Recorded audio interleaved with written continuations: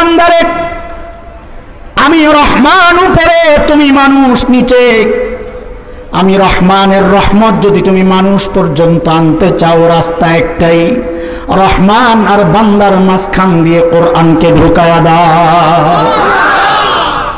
মালিকের সাথে সম্পর্ক করা রাখার রাস্তা একটাই কোরআন। শয়তান এটা জানে কি জানে না? এই জন্য শয়তানের চূড়ান্ত টার্গেট হচ্ছে বান্দাকে রব থেকে বিচ্ছিন্ন করা। কিভাবে করবে? বলে কোরআন থেকে দূরে সরাও, বান্দা রব থেকে বিচ্ছিন্ন হয়ে যাবে। কিন্তু শয়তান বড় বাটপার না চালাক? বলেন না, বাটপার না চালাক? হ্যাঁ, বাটপার। বাটপার আর চালাক এক জিনিস না। যেমন সরল সোজা আর ব্যাককল এক জিনিস না, বাটপার আর চালাকও। শয়তান কোনোদিন মানুষকে এক পদ্ধতিতে ধোঁকা দেয় না, তাহলে ধরা পড়ে যাবে। আর এটা শয়তান নিজেও বলেছে, আমি এক পদ্ধতিতে ধোঁকা দিব না। সূরা আরাফ আয়াত 17। ثم لآتينهم من بين أيديهم ومن خلفهم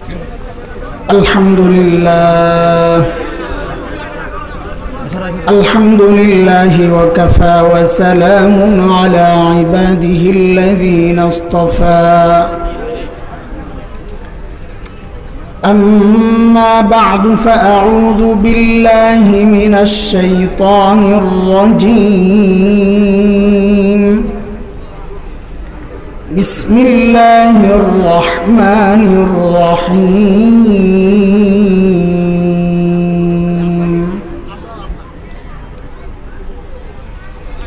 وقال الذين كفروا لا تسمعوا لهذا القرآن والغوا فيه لعلكم تغلبون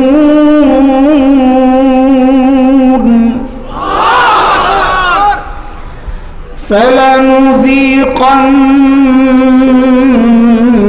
الذين كفروا عذابا شديدا ولنجزينهم أسوأ الذي كانوا يعملون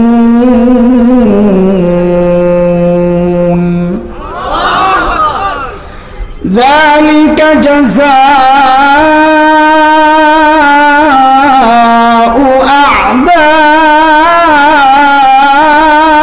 أعداء الله النار لهم فيها دار الخلد جزاء بما كانوا بآياتنا يجحدون آمنت بالله صدق الله العلي العظيم চন্দ্রা দারুল উলুম মাহমুদনগর মাদ্রাসার উদ্যোগে আয়োজিত আজকের এই ওয়াজ ও দোয়ার মাহফিলের সম্মানিত সভাপতি, উপস্থিত হযরত উলামায়ে কেরাম, মুরব্বিয়ান আযম, দূর দূরান্ত থেকে আগত ইসলাম প্রিয় সুধী সমাজ, প্রিয় ছাত্র ভাইয়েরা,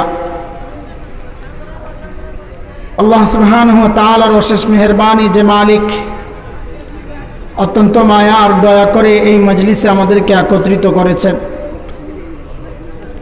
এটা মালিকের অনেক বড় দয়া আর করুণা। মালিক বলেছেন, দিন বুঝার জন্যে আমি যার দিল খুলে দেই, দিন বুঝার মানসিকতা যাকে দান করি, ওই বান্দা সারাক্ষণ আমার স্পেশাল নূরের আওতায় থাকে। আর যার দিলকে আমি শক্ত করে দেই, হতভাগা পোড়া কপাল, সে গোমরাহিতে নিমজ্জিত হয়। সূরা জুমারে আসছে, মালিক বলেন, أفمن شرح الله صدره للإسلام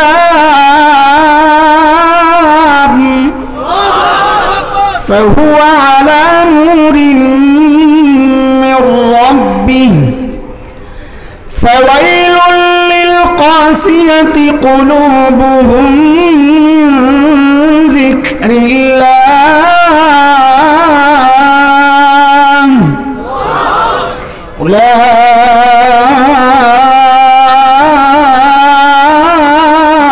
أولئك في ضلال মুবিন।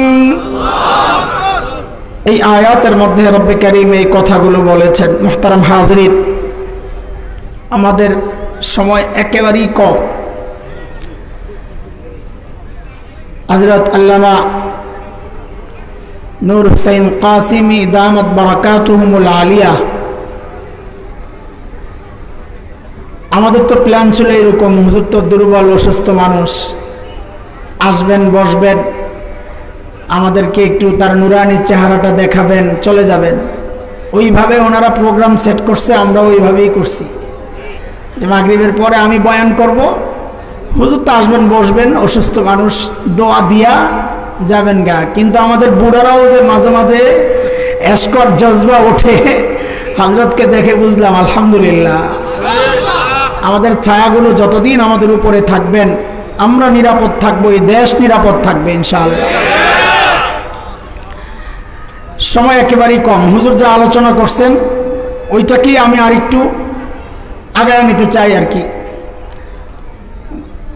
মূল খাবার যেটা শেষ, ফিনিশিং দেন না ডাইল দিয়া টক দিয়া, এখন এই ডাইল আর টক কিছু দিয়া খাওয়াটা শেষ করে দিই। কোরআন আল কারীমের প্রসঙ্গ এনেছেন হুজুর, ওই বিষয়ে কিছু কথা বলতে চাই। আকার ইঙ্গিতে হযরত কিছু বিষয়ের দিকে ইঙ্গিত করেছেন, ওগুলার একটু ব্যাখ্যা দিতে চাই।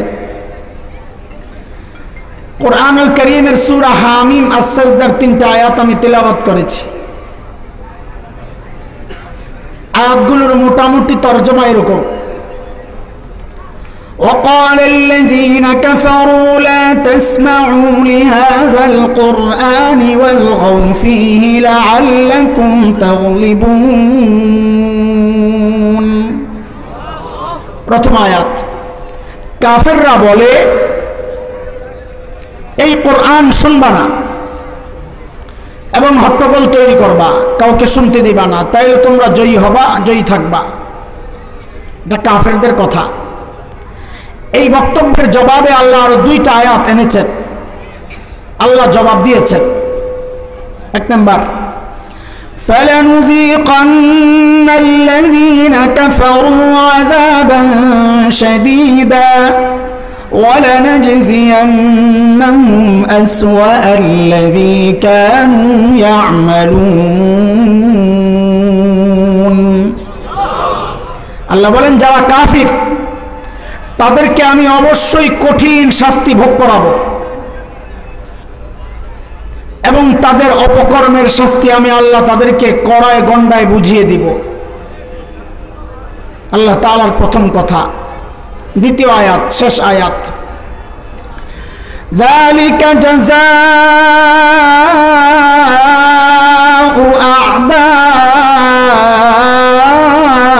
আ'দাইল্লাহিন নার লাহুম ফীহা দারুল খুলদ জাযাআন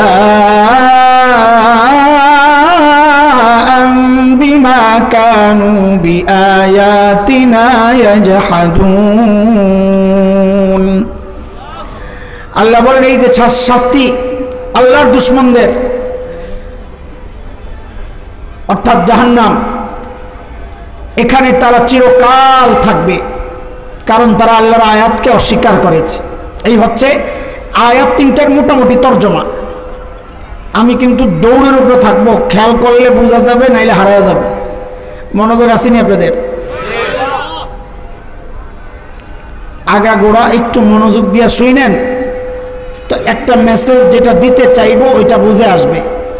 একটা মাকসাদে কথা শুরু করছি, হাওয়াই কিছু কথা বইলা টাইম পাস করা সময় নাই ভাই। একটা প্ল্যান আর প্রোগ্রাম নিয়ে কথাটা শুরু করেছি, একটা মিশনে নেমেছি, আপনাদের কাছে পৌঁছায় দেওয়া ইমানি জিম্মাদারি, এই জন্য কথা শুরু করতেছি। মনোযোগ থাকলে জরুরি কিছু কথা বুঝে আসবে ইনশাআল্লাহ তাআলা। বিখ্যাত মুফাসসির ইমাম কুরতুবী রহমতুল্লাহি আলাইহি লিখেছেন,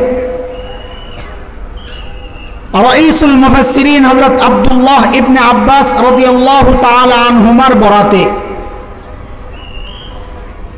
তিনি বলেন, এই আয়াতগুলোকে আল্লাহ তাআলা মক্কার কাফিরদের সম্পর্কে নাজিল করেছেন। কাদের সম্পর্কে? মক্কার কাফিরদের সম্পর্কে নাজিল করেছেন। কথাগুলো কি? দুইটা কথা, মৌলিক কথা। কয়টা? দুইটা। এক হচ্ছে কোরআন নিজেরা শুনবা না, আরেক হচ্ছে কাউকে শুনতে দিবা না। একটা চেয়ার ছিল। মৌলিক কথা কয়টা? নিজে কোরআন শুনবা না, কাউকে শুনতে দিবা না। হ্যাঁ, সরেন, মেহমানকে আসতে দেন, রাস্তা ক্লিয়ার করে দেন।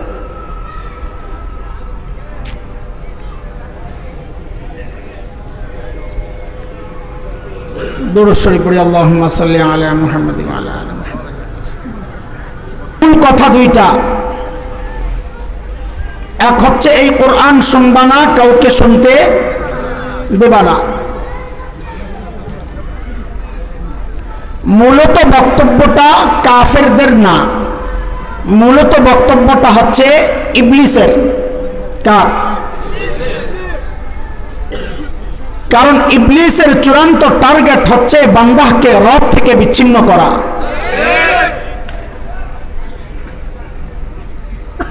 ইবলিস নিজেই বলেছে আল্লাহকে, সূরা আরাফ আয়াত 16, এটা আমার টার্গেট।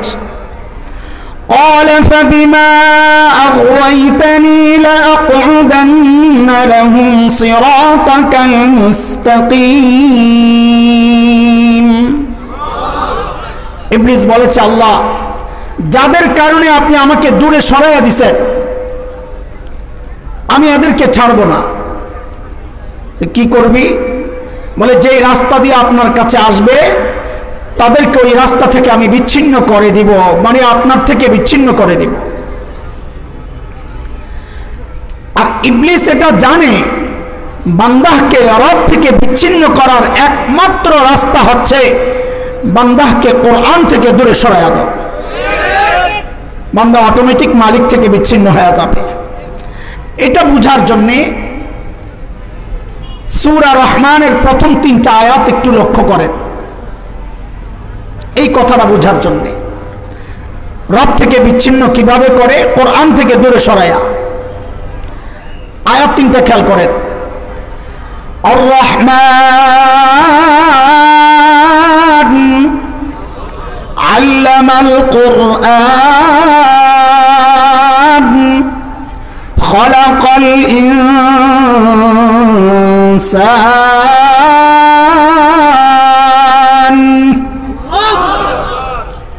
রহমান আল্লাহ। 2 নম্বর, আল্লামাল কোরআন, যিনি কোরআন শিখালেন। এখানে ছোট্ট একটা সূক্ষ্ম কথা বলে দেই, মাদ্রাসা যেহেতু শিক্ষা প্রতিষ্ঠান, আল্লাহ নিজেকে শিক্ষক পরিচয় দিচ্ছেন, আমি শিক্ষক, কোরআনের শিক্ষক। কিন্তু এই পরিচয় দেওয়ার আগে আল্লাহ নিজেকে বলছেন, আমি কিন্তু রহমান। বোঝা গেল যারা শিক্ষক হবে তাদের দিলের মধ্যে মায়া, রহম আর মহাব্বত ওইটা থাকতে হবে, নাইলে তার শিক্ষকতার যোগ্যতা নাই। আল্লাহ বুঝাইয়া দিছেন, এটা ভিন্ন প্রসঙ্গ। প্রথম আয়াত রহমান আল্লাহ, দ্বিতীয় যিনি কোরআন শিখালেন, দ্বিতীয় আয়াত। 3 নম্বর, খালাকাল ইনসান, যিনি মানুষ সৃষ্টি করলেন। এই আয়াত 3টার সিরিয়ালটা একটু মনোযোগ সহ বুঝেন। প্রথম আয়াত রহমান আল্লাহ, 2 নম্বর যিনি কোরআন শিখালেন, 3 নম্বর যিনি মানুষ সৃষ্টি করলেন। এইবার আমাকে জবাব দেন, আমার কথাই বলেন, আমি দুনিয়াতে আগে আসছি না আগে কোরআন শিখছি? আগে দুনিয়ায় আসছি। আপনাদেরও তো একই অবস্থা নাকি? না মার পেট থেকে কোরআন শিখে আসছেন? তাহলে তো ওয়াজ বন্ধ, আপনার চেহারার দিকে তাকায় তাকায় সব কামাই। আমরা সবাই আগে দুনিয়ায় আসছি, কোরআন পরে শিখছি। অথচ সূরা রহমানের বর্ণনার সময় আল্লাহ কোরআন শিক্ষার ব্যাপারটা আনছেন আগে, মানুষ সৃষ্টির ব্যাপার নিছেন পরে। আমাদের বুঝ মতো সিরিয়াল 8 পিস হয়েছে কিনা? কেন করলেন আল্লাহ এটা? এর তো অনেক জবাব আছে। আমি শুধু 2টা জবাব দিব, একটা একটু বুঝানোর জন্যে, আর একটা আমাদের আলোচনাকে সামনে এগিয়ে নেওয়ার জন্যে।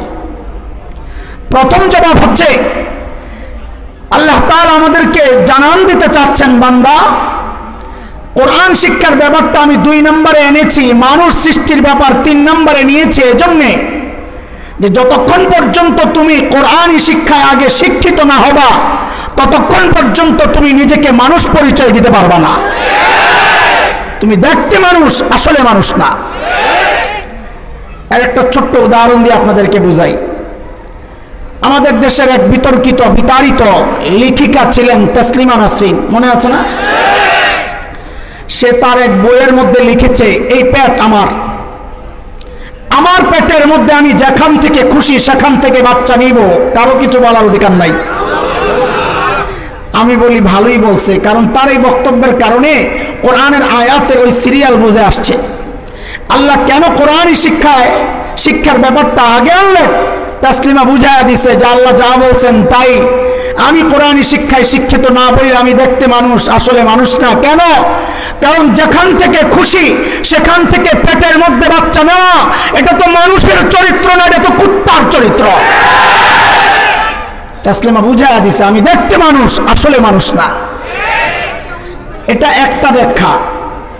আরেকটা ব্যাখ্যা আমাদের আলোচনাকে সামনে আগায় নেওয়ার জন্যে মালিক বলতেছেন, আয়াত নম্বর 1, আর রহমান। আয়াতগুলোকে উপর থেকে নিচের দিকে সাজান। উপরে রহমান, মাঝখানে কোরআন, নিচে ইনসান। মানে কি? আল্লাহ কি বুঝাইতে চাইছেন? আল্লাহ বলেন, বান্দারে আমি রহমান উপরে, তুমি মানুষ নিচে। আমি রহমানের রহমত যদি তুমি মানুষ পর্যন্ত আনতে চাও, রাস্তা একটাই, রহমান আর বান্দার মাঝখান দিয়ে কোরআনকে ঢুকায়া দাও। মালিকের সাথে সম্পর্ক করা রাখার রাস্তা একটাই, কোরআন। শয়তান এটা জানে কি জানে না? এই জন্য শয়তানের চূড়ান্ত টার্গেট হচ্ছে বান্দাকে রব থেকে বিচ্ছিন্ন করা। কিভাবে করবে? বলে কোরআন থেকে দূরে সরাও, বান্দা রব থেকে বিচ্ছিন্ন হয়ে যাবে। কিন্তু শয়তান বড় বাটপার না চালাক? বলেন না, বাটপার না চালাক? হ্যাঁ, বাটপার। বাটপার আর চালাক এক জিনিস না। যেমন সরল সোজা আর ব্যাককল এক জিনিস না, বাটপার আর চালাকও। শয়তান কোনোদিন মানুষকে এক পদ্ধতিতে ধোঁকা দেয় না, তাহলে ধরা পড়ে যাবে।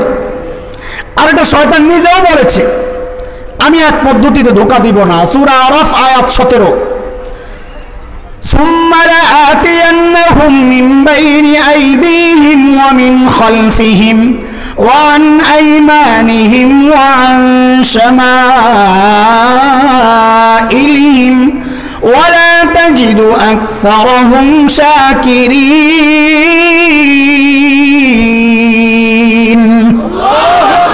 শয়তান বলে, আল্লাহ আমি সামনে দিয়া, পেছন দিয়া, ডান বাম, চতুর্দিক থেকে আপনার বান্দার উপর হামলা করব। মুফাসসিরিনে কেরাম বলেন, এর অর্থ হচ্ছে শয়তান যে মানুষকে ধোঁকা দিবে, এক পদ্ধতিতে ধোঁকা দিবে না, তার ধোঁকা দেওয়ার পদ্ধতি হবে ভিন্ন ভিন্ন ভিন্ন ভিন্ন। ঠিক 2 আয়াত পর, মনোযোগ আছে আপনাদের? অল্প কথা আমি শেষ করে দিব। ঠিক 2 আয়াত পর সূরা আরাফের 20-21, শয়তান যে মানুষকে এক পদ্ধতিতে ধোঁকা দেয় না, আল্লাহ উদাহরণ দিয়ে দেখায়া দিছেন, এরে আমার বান্দা, তোমাদের দুশ্মন শয়তান কিন্তু তোমাদেরকে এক পদ্ধতিতে ধোঁকা দিবে না। বলে উদাহরণ, প্রমাণ? বলে দেখো, তোমার বাবা আর মাকে ধোঁকা দেওয়ার ক্ষেত্রেও শয়তান এক পদ্ধতি গ্রহণ করে নাই। বাবা মাকে ধোঁকা দেওয়ার ক্ষেত্রেও শয়তান এক পদ্ধতি, কথা বলেন না, গ্রহণ করে নাই। কি করছে আসেন ওই 2 আয়াত একটু দেখি। فوسوس لهما الشيطان ليبدي لهما ما وري عنهما من سوآتهما وقال ما نهاكما ربكما عن هذه الشجرة إلا أن تكونا ملكين أو تكونا من الخالدين وقاسمهما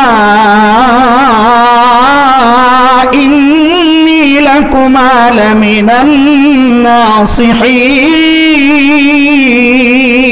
الناصحين।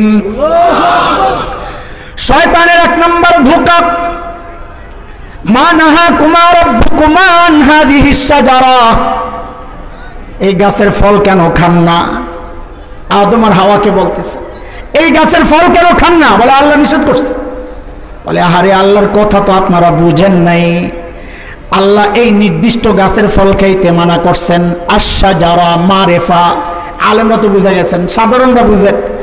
ধরেন এই লাইনে 10টা কাঁঠাল গাছ আছে, আল্লাহ নিষেধ করছেন কাঁঠাল গাছ, কাঁঠাল খাইবা না, কাছেও যাইবা না। শয়তান এসে কি বলে জানেন? মা নাহাকুমা রাব্বুকুমা আন হাযিহিশ শাজারা, আল্লাহ আপনাদেরকে এই যে 1 নম্বর নির্দিষ্ট গাছ এইটার ফল খাইতে না মানা করছে, আরো যে 9টা আছে ওটা তো মানা করে নাই, খান। তাহলে আল্লাহর কালামের সর্বপ্রথম তাফসীর করছে কে? আর কথা বলে না। মুফাসসির হুজুরের নাম কি? আর কথা বলে না। মুফাসসির হুজুরের নাম কাজী বড় টুপি, আহাবা কাবা, আল্লামা, এত বড় লিডার, এই সেই আল্লামা, তাফসীর, মুফাসসির, এত কিছু, এগুলা দেখেই কাইট হয়ে যায় না। শয়তান কিন্তু সর্বপ্রথম আল্লাহর কালামের তাফসীর করছে। আল্লামা নূর হোসেন কাসিমি যে কথাটা বলেছেন আমি অন্যভাবে বলতেছি, যে কোরআনের সাথে সম্পর্কের এটা একটা দিক। সালাফে সালেহিনদের তাফসীর ছাড়া কোনো তাফসীর গ্রহণ করব না। দেখেন মাওলানা মওদুদির কলমের অনেক শক্তি ছিল, অনেক শক্তি ছিল। আমাদের আব্বা, আমার বাবা ছোটবেলায় আমাদেরকে বলতেন বই পড়ার দরকার নাই। আমি তো কাঁটাবনের পাশে খুব প্রভাবিত, আমরা হামলা হইতো। তো আমি বলতাম আব্বা একটু জানার জন্য পড়ি। তো আব্বা বলতেন তোমার বড়রা যে জেনে বলেছেন গোমরা, ওইটা তোমার হয় না, আবার তোমার পড়া লাগবে। কেন বলতেছি? যে এত খুরদার কলম, এত শক্তিশালী লিখনি, তারপরেও আলেমরা বিরোধিতা কেন করেছেন এই জন্যে যে তিনি কিছু জায়গায় মন গড়া তাফসীর করেছেন। তাফসীর মন গড়া হইলে চলবে না। সালাফে সালেহিনদের রেখে যাওয়া তাফসীর ছাড়া অন্য কোনো তাফসীর চলবে না। মন গড়া তাফসীর, এটা তাফসীরের ক্ষেত্রে বর্জনীয়। বুঝে আসছে কথা? শয়তানের 1 নম্বর ধোঁকা। 2 নম্বর, যখন দেখছে এটা ফেল, এইবার মারছে আরেকটা, ইল্লা আন তাকুনা মালাকাইন,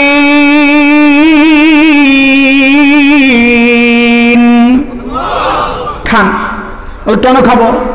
বলে খাইলে ফেরেশতা হয়ে যাবেন, এটা আল্লাহ চায় না, খান। কি অফার দিছে দেখেন, ধোঁকাটা কি দিছে দেখেন।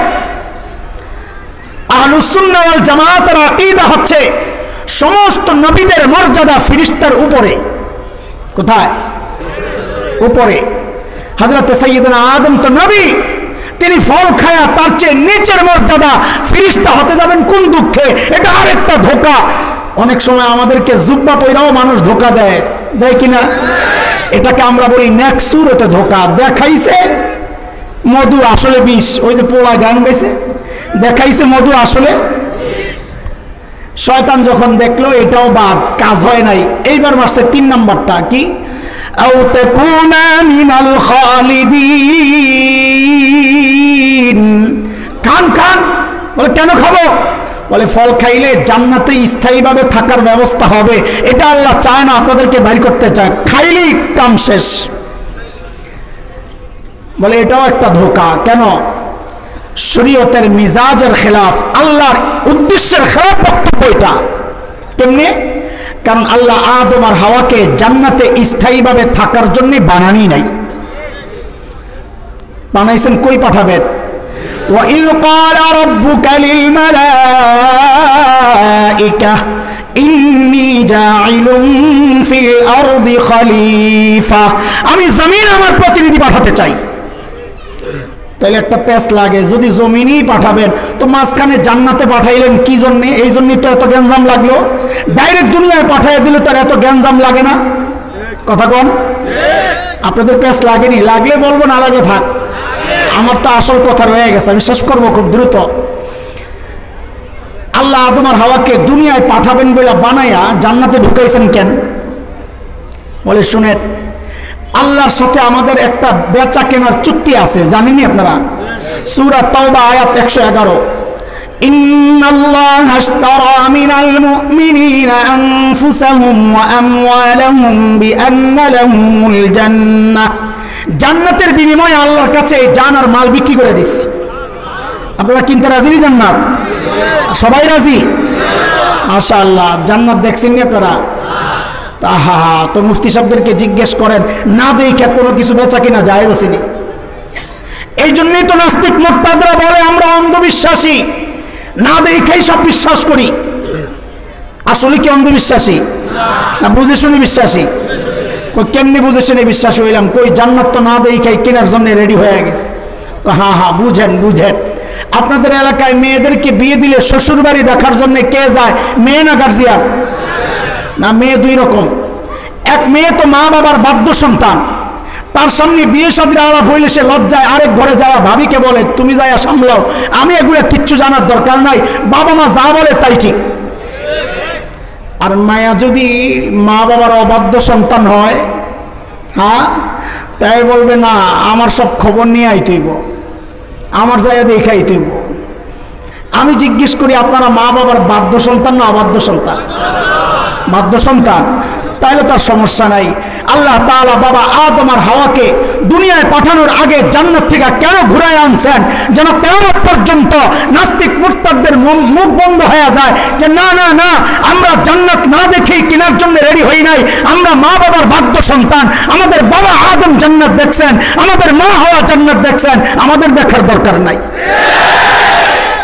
শয়তান যখন দেখলো এটাও ফেল, এইবার মারছে 4 নাম্বারটা। হ্যাঁ, কামই তো এটা। وقاسمهما إني لكما لمن الناصحين।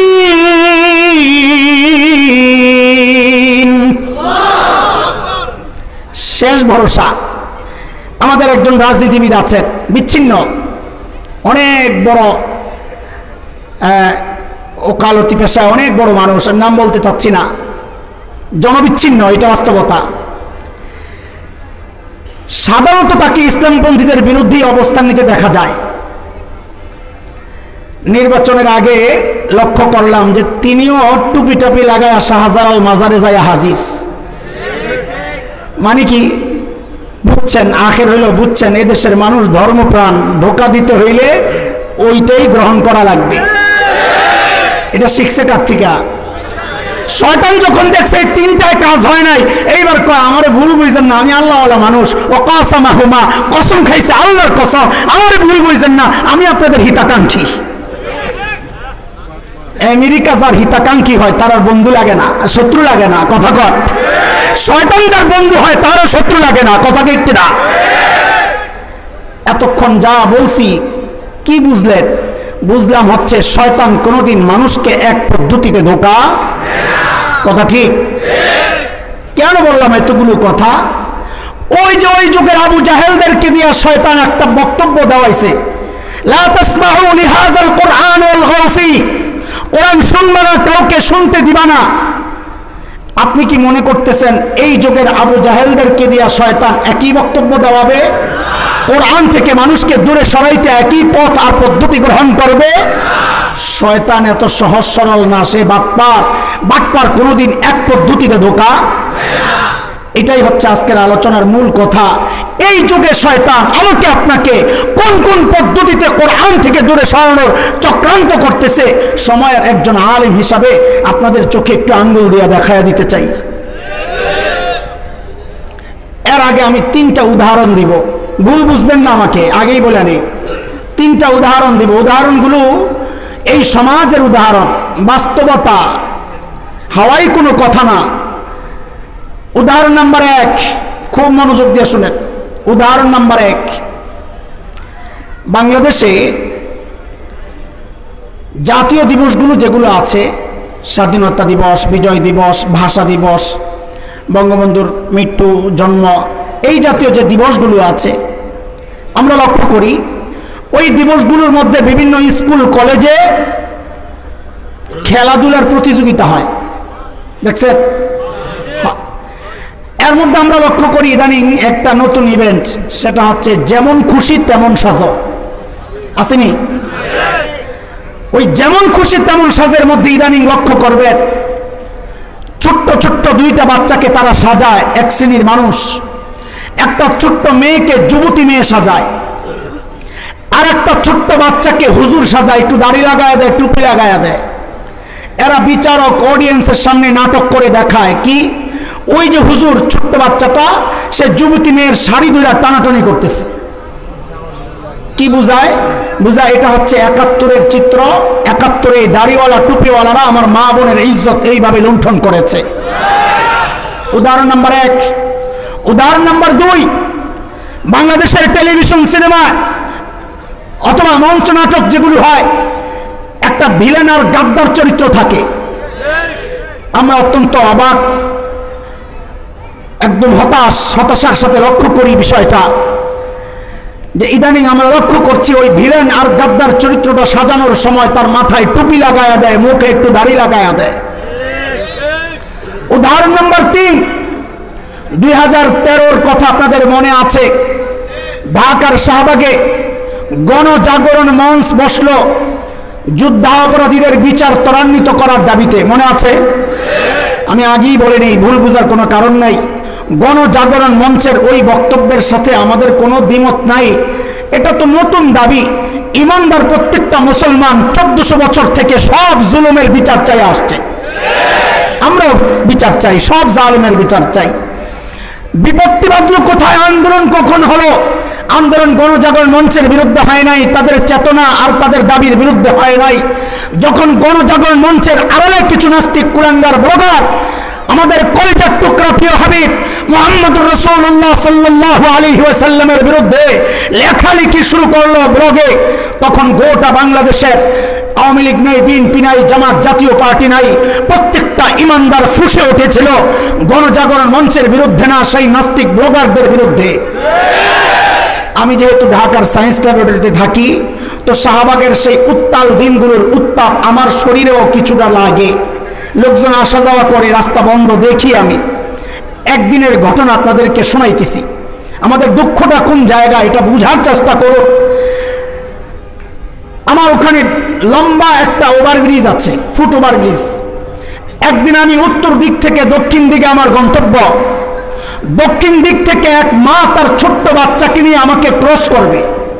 তাদের গেট আপ, সেট আপ, বেশভূষা, পোশাক আশাক, সজ্জা, এগুলা দেখে আমার বুঝতে আর কষ্ট হয় নাই যে এরা গণজাগরণ মঞ্চ থেকেই আসছে। এতে আমার কোনো সমস্যা নাই, এটা মায়েরই দায়িত্ব। মা তার ছোট্ট সন্তানের অন্তরের মধ্যে দেশপ্রেম জাগ্রত করবে, মা তার সন্তানের অন্তরের মধ্যে ঈমানী চেতনা জাগ্রত করবে, এটা তো মায়েরই কাজ, কোনো সমস্যা নাই। কিন্তু বিপত্তি বাঁধলো কোথায়? যখন মা আমাকে ক্রস করছিল, মা তার ছোট্ট বাচ্চাকে আমাকে দেখায়া দেখায়া শিখায়া দিচ্ছে, বলো বলো তুই রাজাকার, তুই রাজাকার, তুই রাজাকার। 76-76 জন্ম আমার, আগেই বলে নেই। স্বাধীনতা যুদ্ধের 5 বছর পর আমাকে দেখায়া দেখায়া বলা হচ্ছে, বলার জন্য তুই রাজাকার, তুই রাজাকার। বিষয়টা কি? এই ছোট্ট বাচ্চা গণজাগরণ মঞ্চে গিয়ে জেনেছে রাজাকার এক দুষ্ট চরিত্রের নাম, রাজাকার সন্ত্রাসী লুটেরাদের নাম, রাজাকার ধর্ষকদের নাম, কিন্তু সে জানতো না রাজাকার দেখতে কেমন। মা তার সন্তানকে দেখায়া শিখায়া দিচ্ছে রাজাকার হচ্ছে দাড়িওয়ালা আর টুপিওয়ালা মানুষগুলা। এর দুস্থ বিষয়টা কি? আমাদের স্পষ্ট কথা, কোন লুকোচুরি নাই, অস্পষ্টতা নাই। 1971-এর মুক্তিযুদ্ধ দাড়ির বিরুদ্ধে হয় নাই, 1971-এর মুক্তিযুদ্ধ ইসলাম আর টুপির বিরুদ্ধে হয় নাই, 71 জালিমের বিরুদ্ধে মজলুমের প্রতিরোধ। কথা বলেন ঠিক কিনা? 7 মার্চের সেই তপ্ত ভাষণ আমাদেরকে আন্দোলিত করে সেই দিন বঙ্গবন্ধু বলেছিলেন, এবারের সংগ্রাম মুক্তির সংগ্রাম, এবারের সংগ্রাম স্বাধীনতার সংগ্রাম। রক্ত যখন দিয়েছি, রক্ত আরো দেব, তবে দেশকে মুক্ত করে ছাড়বো ইনশাআল্লাহ। স্বাধীনতার মহান ঘোষক, স্বাধীনতার মহান ঘোষক যিনি ইনশাআল্লাহ বলে মুক্তিযুদ্ধের ডাক দিয়েছিলেন, ওই মুক্তিযুদ্ধ ইসলামের বিরুদ্ধে হতে পারে না। আমরা গর্বের সাথে লক্ষ্য করেছি, কয়েক বছর আগে মুক্তিযোদ্ধাদেরকে সম্মাননা ক্রেস্ট দিয়েছিল। আমরা গর্বের সাথে লক্ষ্য করেছি অধিকাংশ মুক্তিযোদ্ধার মুখে দাড়ি, মাথায় টুপি। আমার পাশেও একজন মুক্তিযোদ্ধা বসা, আলহামদুলিল্লাহ, টুপি ছাড়া না টুপিওয়ালা, দাড়ি ছাড়া না দাড়িওয়ালা। বোঝা গেল দাড়ি মুক্তিযুদ্ধের কোন প্রতিপক্ষ নয়। মুক্তিযুদ্ধ দাড়ির বিরুদ্ধে হয় নাই। মুক্তিযুদ্ধ জাদু করে যায় দেখে আসেন, আজও ইতিহাসের সাক্ষী, বহু রাজাকার ধৃত, তাদের ছবি সাঁটানো আছে, একটারও মাথায় টুপি নাই, মুখে দাড়ি নাই। তাইলে আমাদের জিজ্ঞাসা, তারা যারা মুক্তিযুদ্ধকে দাড়ির বিরুদ্ধে দাঁড় করাতে চায়, টুপির বিরুদ্ধে দাঁড় করাতে চায়, আল্লাহর কসম খায়া বলি, না এর সাথে আওয়ামী লীগের সম্পর্ক, না অন্য কোনো দলের সম্পর্ক। এরা হচ্ছে যুগের আবু জাহেল। ওই যুগের আবু জাহেলরা ডাইরেক্ট বলতো, লা তাসমাউ লিহাযাল কুরআন ওয়ালগাউ ফি, কোরআন শুনবা না, কাউকে শুনতে দিবা না। এই যুগের আবু জাহেলদেরকে দিয়া শয়তান ওই বক্তব্য দেওয়ায় না, এমন একটা পরিবেশ কায়েম করতে চায়, এমন একটা প্রজন্ম তৈরি করতে চায়, তাদের অন্তরের মধ্যে দাড়ির প্রতি ঘৃণা তৈরি হবে, টুপির প্রতি ঘৃণা তৈরি হবে। কেন? যেন আস্তে আস্তে কোরআনের ধারক বাহক ওলামায়ে কেরাম থেকে জাতি বিচ্ছিন্ন হয়ে যায়, কোরআন থেকে বিচ্ছিন্ন হয়ে, মালিক থেকে বিচ্ছিন্ন হয়ে যাবে। তাদের উদ্দেশ্যে আমাদের আখেরি পয়গাম, শেষ কথা, এইরকম দাড়িওয়ালা টুপিওয়ালা মুক্তিযোদ্ধারা যতদিন আছেন, শাইখুল হিন্দের রুহানি সন্তানরা যতদিন আছেন, শুনে রাখ কুলাঙ্গাররা, ৭১ একবার দেশ মুক্তির জন্য মুক্তিযুদ্ধ হয়েছে। ইমান রক্ষায়, মানচিত্র রক্ষায় যদি আবারও যুদ্ধের প্রয়োজন হয়, আবারও যুদ্ধ হবে, আবারও যুদ্ধ হবে।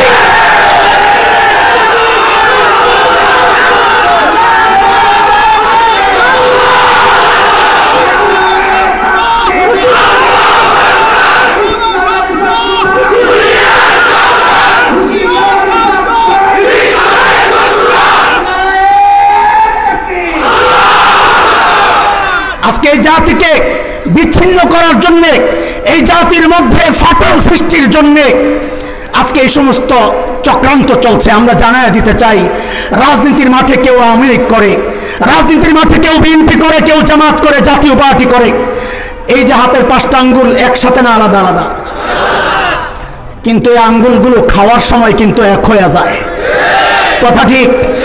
আমরা হয়তো আজকে বিচ্ছিন্ন রাজনীতির মাঠে, কেউ আওয়ামী লীগ করে, কেউ বিএনপি করে, কেউ জামাত করে, কেউ জাতীয় পার্টি করে, কিন্তু শুনে রাখ, মানচিত্র রক্ষায়, দিন রক্ষায় আমরা বিচ্ছিন্ন থাকবো না, সবাই এক হয়ে যাবো, এক হয়ে যাবো ইনশাআল্লাহ। আল্লাহ তাআলা আমাদেরকে কবুল করেন। এই সমস্ত সময়ের চক্রান্ত থেকে আল্লাহ তাআলা এই জাতিকে হেফাজত করেন।